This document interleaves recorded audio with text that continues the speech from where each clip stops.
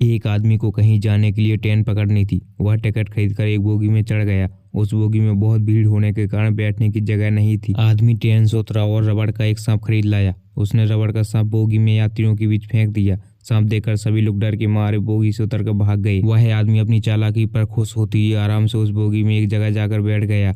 जब काफी देर बैठने के बाद भी ट्रेन आगे नहीं बढ़ी तो उसने खिड़की में से झांक कर एक आदमी से पूछा, भाई ये ट्रेन आगे क्यों नहीं बढ़ी? उस आदमी ने जवाब दिया, ट्रेन तो कब की छूट गई। इस डब्बे में सांप घुस गया था, इसलिए इसे काट कर अलग कर दिया गया है। दोस्तों, स्टोरी अच्छी लगे तो लाइक सब्सक्राइब करना ना भूलें।